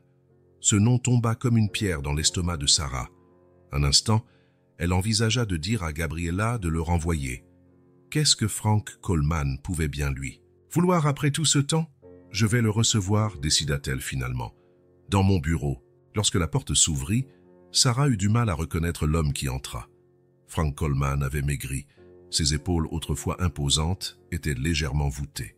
Sa fameuse moustache épaisse était taillée, et ses yeux, auparavant dominateurs, évitaient à présent les siens. « Madame Miller, » dit-il d'une voix étrangement hésitante. « Merci de me recevoir. »« Monsieur Coleman, » répliqua Sarah d'un ton neutre, lui indiquant la chaise en face d'elle. « Que puis-je faire pour vous ?» Il s'assit, les mains agitées sur ses genoux. « Tout d'abord, je tiens à vous féliciter pour votre poste. J'ai entendu dire que le ciel n'a jamais été aussi performant sous votre direction. » Sarah acquiesça, attendant qu'il entre dans le vif du sujet. « J'imagine que vous savez que le bistrot Magnolia a fermé, » poursuivit-il, se raclant la gorge avec gêne. « Oui, j'en ai entendu parler. » Coleman poussa un profond soupir. « Depuis votre départ, rien n'a plus été pareil. La clientèle a chuté. J'ai essayé des promotions, changé le menu, mais rien n'a marché. La réputation, la communauté a la mémoire longue. » Sarah observa cet homme, ombre de l'entrepreneur arrogant qui l'avait licencié sans ménagement cet hiver-là. « Je suis désolé pour votre restaurant, » dit-elle sincèrement. « Je sais combien d'efforts vous y aviez consacrés. » Il releva les yeux, surpris par sa compassion. « Merci, mais je ne suis pas venu chercher de la pitié. Je suis venu parce que... » Il déglutit. « J'ai besoin d'un travail, Madame Miller, n'importe lequel. Serveur, aide-cuisinier, plongeur, je n'ai pas le luxe de faire la fine bouche. » Le silence qui suivit était presque tangible. Sarah détailla l'homme en face d'elle, cherchant un signe de manipulation ou de duplicité. Elle n'en vit aucun, seulement de la fatigue, du remords et un sentiment de détresse réelle. « Pourquoi ici ?» demanda-t-elle enfin. « Pourquoi venir me voir, moi ?» De toutes les personnes, Coleman regarda ses mains, puis soutint son regard. « Parce que je vous dois plus que des excuses. J'ai été cruel et injuste. Ce que vous avez fait pour ces fillettes, c'était juste. J'avais tort. » Il marqua une pause. « Et peut-être que si quelqu'un sait reconnaître la valeur d'une seconde chance, c'est bien vous. » Ces mots touchèrent Sarah en plein cœur. Une image lui revint. Elle, à 17 ans, suppliant pour un poste de commis de cuisine après avoir fui sa maison. La femme qui lui avait tendu la main avait tout changé. « Je ne peux rien vous promettre, » dit-elle, après un long moment de réflexion. « Nous avons un poste d'assistant barman. Le salaire est modeste, les heures longues, et vous serez sous les ordres de quelqu'un de 15 ans plus jeune que vous. » Coleman hocha vivement la tête. « J'accepte tout ce qu'on me propose, Madame Miller. J'exige une ponctualité absolue, le respect envers tous les membres de l'équipe et une volonté d'apprendre, » poursuivit Sarah d'un ton ferme.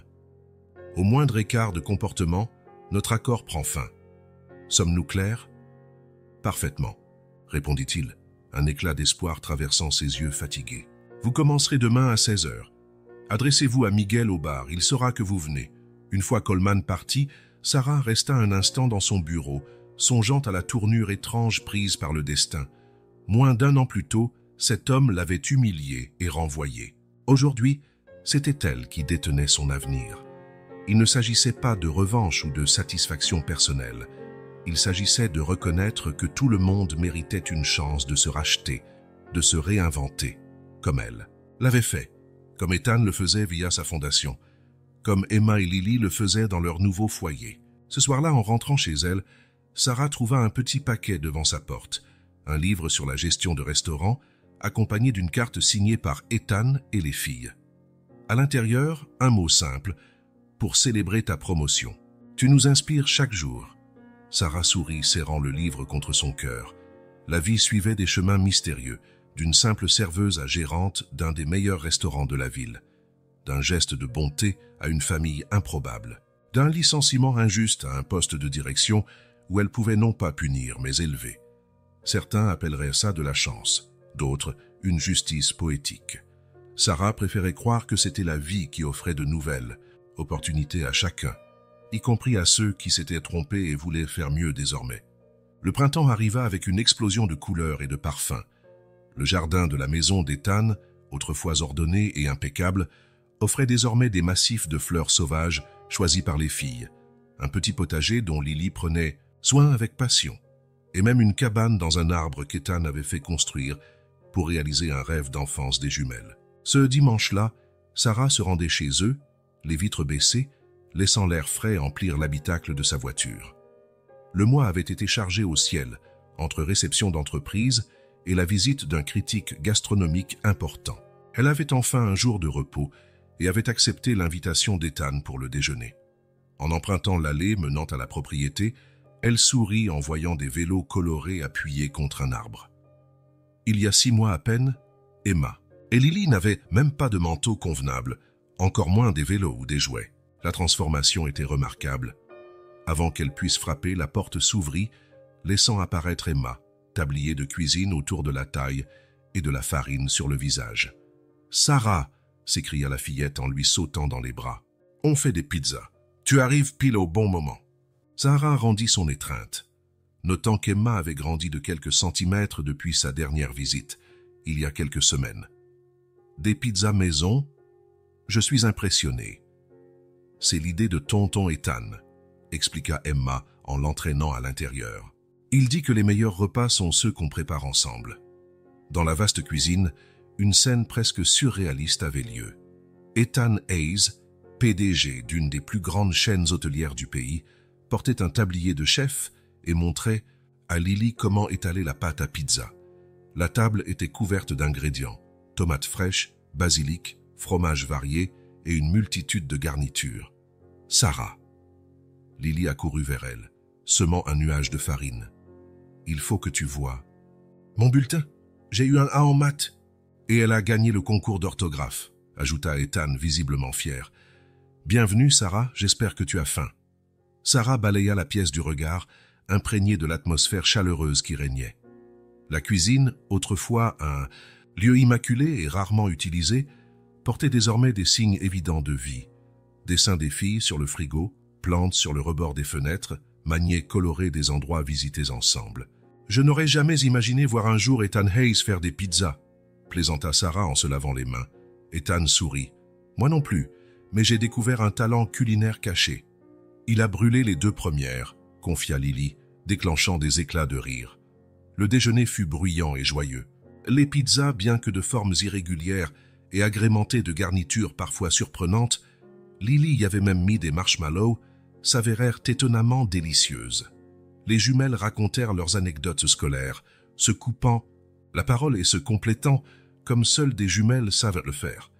Sarah observait la dynamique qui s'était installée, émerveillée par la spontanéité qui s'était créée entre eux. Ethan, autrefois si réservé, riait désormais librement, participant aux blagues des filles et ajoutant parfois ses propres anecdotes. Après le repas, les jumelles demandèrent à Sarah de venir voir la cabane. Tandis qu'elle les suivait, dans le jardin, elle sentit Ethan à ses côtés. « Elles sont méconnaissables », commenta Sarah en les regardant courir devant. « Si heureuse, si... enfant. » Ethan acquiesça, le regard fixé sur ses nièces, avec une expression de profond contentement. « Parfois, j'ai du mal à croire que ce sont les mêmes petites filles apeurées qui sont entrées au bistrot Magnolia. »« Ça, tu as fait un travail incroyable, Ethan. » Il secoua la tête. « Nous avons fait un travail incroyable. Je n'oublierai jamais que tout a commencé avec toi, Sarah. Ton acte de courage et de bonté a tout déclenché. » Sarah sentit la chaleur lui monter aux joues, mal à l'aise avec l'éloge. « J'ai fait ce que n'importe quelle personne décente aurait fait, mais beaucoup auraient détourné le regard, » rétorqua Ethan. « La vérité, c'est que tu as risqué ton gagne-pain pour 2 fillettes que tu ne connaissais même pas. » La cabane dans l'arbre était impressionnante, une structure solide et sûre, avec de vraies fenêtres, une petite terrasse et même un système de poulies pour monter des paniers. « Venez, montez !» s'écria Emma depuis le haut. « C'est super solide. » Sarah et Ethan grimpèrent l'échelle bien conçue, découvrant un espace étonnamment spacieux et confortable. Les filles l'avaient décoré avec des coussins, des livres, des dessins et de petits trésors, coquillages, pierres colorées, origami. « C'est notre endroit secret », expliqua Lily, montrant un journal où elle notait les visites. « Mais tu peux venir quand tu veux, Sarah. »« Je suis honorée », répondit-elle, signant le livre d'un air solennel pour plaisanter. Tandis qu'elle montrait fièrement chaque recoin de leur refuge, Sarah remarqua une photo encadrée sur le mur, celle qui avait révélé le lien entre Ethan et les jumelles. David et Claire souriant, immortalisés dans ce moment de bonheur. « Tonton Ethan nous en a fait une copie », expliqua Emma en suivant son regard. « Pour se souvenir qu'on a toujours été aimés. » La profondeur de cette phrase toucha Sarah. Ces fillettes, qui avaient tout perdu, comprenaient désormais qu'elles n'avaient jamais été privées de l'essentiel, l'amour de leurs parents, même si ce fut bref. Plus tard, pendant que les jumelles jouaient dans le jardin, Sarah et Ethan s'installèrent sur la terrasse pour les observer à distance. « J'ai une grande nouvelle », dit Ethan en servant du thé glacé. La procédure d'adoption a été officiellement finalisée hier. Sarah se tourna vers lui, surprise. « Déjà, je pensais que ça prendrait plus de temps. »« Normalement, oui, » concéda-t-il. « Mais avec de bons avocats, le fait qu'elle soit de ma famille par le sang et qu'elle n'ait personne d'autre, les choses sont allées plus vite que prévu. Donc maintenant, c'est officiel, » sourit Sarah. « Tu es légalement leur père. »« Leur père !» répéta Ethan comme pour goûter aux mots. « Elles viennent seulement de s'habituer à tonton. Papa viendra peut-être plus tard si elles le veulent. »« Elle t'aime, Ethan. Le titre n'est qu'un détail. » Il hocha la tête, pensif. « Je ne leur ai pas encore dit pour l'adoption. Je voudrais faire quelque chose de spécial pour marquer le coup. Tu as une idée ? Je pensais à un petit voyage. Au Cap Ferret, peut-être.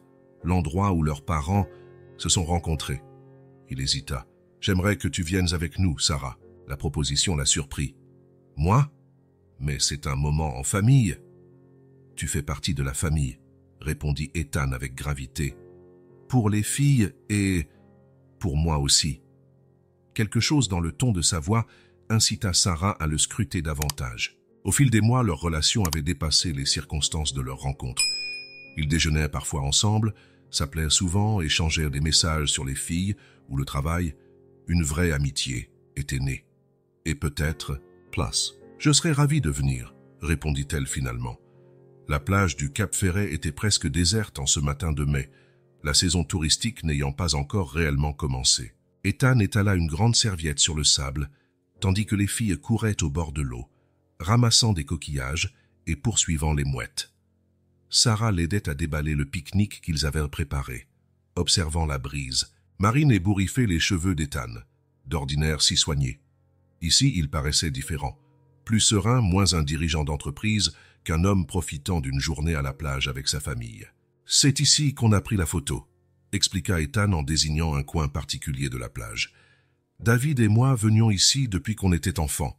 Nos parents avaient une maison de vacances pas très loin. Les jumelles revinrent, les pieds mouillés et un sourire jusqu'aux oreilles, portant un seau rempli de coquillages. « Les filles », appela Ethan en s'asseyant sur la serviette. « J'ai quelque chose d'important à vous dire. » Emma et Lily s'assirent immédiatement, le visage sérieux. Après tant d'instabilité, elles avaient développé un sens aiguisé pour les annonces importantes. « C'est une bonne nouvelle », les rassura Ethan, voyant passer une ombre d'inquiétude sur le visage d'Emma. « Vraiment très bonne. » Il sortit une enveloppe de la poche de sa chemise et la tendit aux jumelles. Elles l'ouvrirent ensemble, découvrant des documents officiels, plissant le front pour décrypter le langage administratif. « C'est quoi ?» demanda Lily. « Ce sont les papiers d'adoption », expliqua Ethan doucement. « C'est officiel depuis cette semaine. Légalement, officiellement, vous êtes mes filles. Si vous le voulez, bien sûr, » ajouta-t-il vite. Les jumelles regardèrent les documents, puis échangèrent un regard avant de se tourner vers Ethan. Pendant une seconde, il craignit d'avoir fait une erreur, que ce soit trop tôt, qu'elle ne souhaite pas cette formalisation. « Ça veut dire qu'on peut t'appeler papa ?» demanda Lily, la voix teintée d'un espoir à peine voilé. L'émotion lui serra la gorge, l'empêchant de répondre immédiatement. Il se contenta de hocher la tête, les yeux humides. Et personne ne peut nous séparer? Jamais, insista Emma, la plus pragmatique des deux. Jamais, confirma Ethan. Nous sommes une famille maintenant, pour toujours. Les filles lui sautèrent dessus, le serrant dans leurs bras. Sarah, témoin de la scène, sentit ses propres larmes lui monter aux yeux. Qui aurait cru que cette soirée glaciale au bistrot, Magnolia mènerait à ce moment, sur une plage, à une nouvelle vie commune? Sarah fait partie de la famille aussi, demanda Lily, en se tournant pour l'inclure dans l'étreinte. Bien sûr, répondit Ethan, tendant la main vers Sarah, d'une façon très spéciale. Sarah rejoignit l'étreinte collective, ressentant ce lien unique qui s'était créé entre eux. Pas une famille conventionnelle, certes, mais une famille vraie, solide. Plus tard, tandis que les jumelles bâtissaient un château de sable sur le rivage, Ethan et Sarah marchaient lentement le long de la plage. « Tu crois que David serait fier ?» demanda soudain Ethan. « De la façon dont j'élève ses filles ?» Sarah réfléchit. « Je pense qu'il serait immensément reconnaissant. Elles sont aimées, en sécurité, heureuses. Que pourrait désirer de plus un père pour ses enfants ?» Ethan acquiesça, les yeux perdus à l'horizon. « On le cherche encore. Ramirez a de nouvelles pistes, mais... » Il haussa les épaules. « Quoi qu'il arrive, les filles iront bien. Grâce à toi. »« Grâce à nous, » corrigea-t-il en prenant sa main avec douceur. « Cette famille qu'on a bâtie, atypique, surprenante mais parfaite à sa manière, résulte de beaucoup de petites décisions courageuses. Ta décision de nourrir 2 enfants affamés. Ma décision d'intervenir. Notre décision commune de ne pas fermer les yeux quand elles ont croisé notre route. » Sarah sourit, serrant sa main. « J'aime à croire que certaines choses sont simplement destinées à arriver. » Plus, loin, Emma les appela. « Papa, Sarah, venez voir notre château !» C'était la première fois qu'Emma l'appelait papa. Le sourire qui illumina le visage d'Ethan était si pur, si spontanément heureux, que Sarah sentit son cœur se dilater. « On arrive !» répondit Ethan, la voix légèrement enrouée par l'émotion. Ils avancèrent ensemble vers les filles, laissant derrière eux des empreintes parallèles sur le sable, traces éphémères que la marée effacerait bientôt, mais symbole parfait de leur chemin parcouru, côte à côte, un pas après l'autre. Le château de sable était impressionnant. De hautes tours, un fossé creusé avec soin, et même de petits drapeaux confectionnés avec des morceaux d'algues et de bois flottés. « C'est notre nouvelle maison », déclara Lily avec sérieux. « Tout le monde a sa propre chambre, et il y a un espace spécial pour quand Sarah vient nous rendre visite. »« C'est magnifique », dit Sarah, en s'agenouillant pour admirer les détails. « On ici construira un vrai château un jour », demanda Emma, levant vers Ethan ses yeux qui rappelaient tant ceux de David. « Peut-être pas un château, sourit-il, mais on pourra bâtir n'importe quel foyer qu'on voudra, ensemble. » Ce soir-là, tandis que le soleil amorçait sa descente vers l'horizon, tous les 4 s'assirent sur le sable pour regarder les vagues. Les jumelles blotties contre Ethan, Sarah à ses côtés, leurs mains se frôlant parfois, heureux dans un silence complice. Sarah songea à tout le chemin parcouru depuis la nuit au bistrot Magnolia, d'une serveuse incertaine à une gérante respectée, d'une femme solitaire à une pièce maîtresse de quelque chose de plus grand. Ethan repensa à la trajectoire qu'il avait menée là, de l'homme obsédé par les affaires et le succès matériel à celui qui avait trouvé sens et raison dans les relations humaines, ses filles et la femme à son côté, dont l'acte de bonté avait tout déclenché. Emma et Lily, protégées par l'étreinte de leur nouveau père, n'avaient plus besoin de porter leur sac à dos comme seule attache à un passé incertain. Désormais, elles pouvaient regarder l'avenir avec confiance, sachant qu'elles ne seraient plus jamais seules. Le soleil toucha l'horizon, transformant l'océan en un miroir d'or liquide. Un nouveau jour se terminait, mais pour cette famille improbable, unie non par le sang ou le destin, mais par des choix délibérés d'amour et d'engagement, ce n'était qu'un commencement. Car les liens les plus forts ne sont pas nécessairement ceux de la naissance, mais ceux que nous choisissons de forger et de nourrir, des liens d'amour, de respect et de dévouement, des liens inébranlables qui résistent aux tempêtes de la vie et en ressortent plus solides, plus lumineux, plus vrais. Des liens qui, à l'image du soleil qui disparaissait pour se lever à nouveau le lendemain, rappellent qu'il y a toujours de l'espoir, toujours la possibilité d'un nouveau départ, toujours une place pour l'amour, même quand le chemin qui nous y mène est des plus inattendus. L'histoire d'Ethan et des jumelles nous rappelle avec force que l'empathie et l'altruisme peuvent transformer des vies. Pour Ethan, un homme ancré dans le monde des affaires, ce fut un retour à sa propre humanité. Pour Sarah, un nouveau départ, même si sa route prit un autre tournant. Et pour les jumelles, l'assurance d'un futur rempli d'amour et de sécurité. Ensemble, ils prouvent que les liens que nous choisissons de créer peuvent être aussi forts que ceux du sang, et que le véritable amour finit toujours par trouver son chemin.